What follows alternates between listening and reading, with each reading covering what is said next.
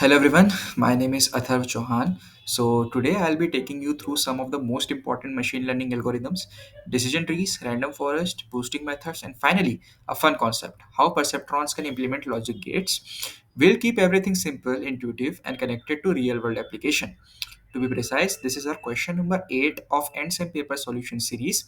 We'll cover all the parts step by step. So let's see what we'll cover today. First, decision trees, the most interpretable ML models, then random forest, how bagging reduces overfitting, boosting, a powerful method for maximum accuracy, then comparing all the three models together, and at last, understanding logic gates using perceptrons. Let's begin with decision trees.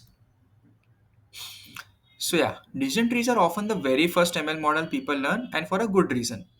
It has strengths like they are extremely easy to interpret. You can visualize them like a flowchart. They don't need any pre-processing, no scaling, no normalization. They can handle both numerical and categorical data. Their weaknesses are they tend to overfit, especially on small or noisy data set.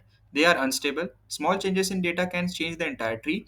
They usually perform worse than ensemble models.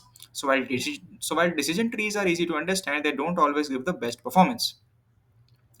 Let's talk about the random forest. Random forests solve almost all major problems of decision trees. They work by bagging, building multiple trees on different bootstrap samples, averaging, combining their predictions to reduce variance.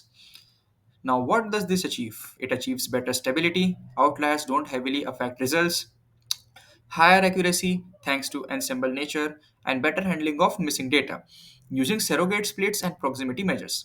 Now, what's the trade off? Random forests are harder to interpret and take a longer to train, but they are far more reliable in real world applications. Now, let's talk about boosting. Boosting takes ensemble learning to next level. Unlike random forest, which train trees in parallel, boosting train trees one after another. Each new tree tries to fix the mistake of the previous one. Now, popular boosting algorithms are ADA boost, gradient boosting, XG boost. Now, why boosting is powerful?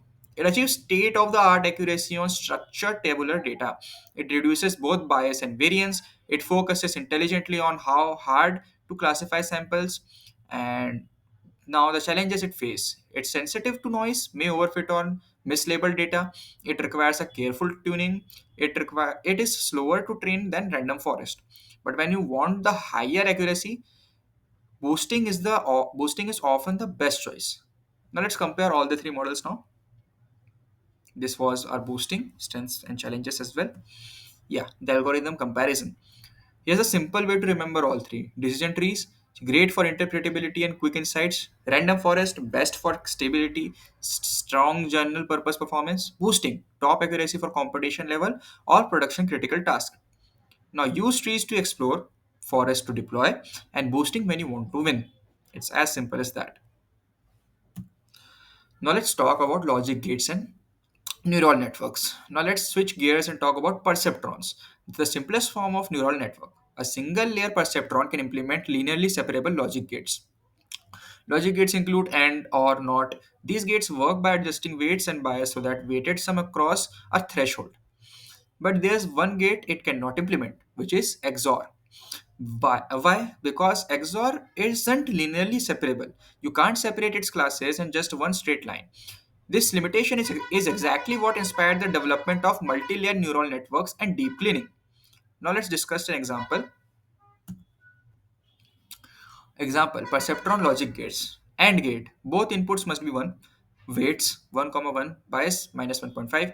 OR gate. At least one input must be 1. Weights 1, comma 1. Bias minus 0.5. NAND gate. Opposite of AND. Weights minus 1, comma minus 1. And bias equals to 1.5. All these gates use a simple step activation function. Output is 1 if the weighted sum crosses 0, otherwise it's 0. Now let's talk about the key takeaways. Decision trees are simple but prone to overfitting. Random forests are robust, accurate, great for production. Boosting has highest accuracy but needs careful tuning. Perceptrons can implement AND or NOT but not XOR. XOR requires multiple layers, which is why deep learning exists today. So yeah, this was for the solution video of question number 8. Thank you for listening. Thank you for watching.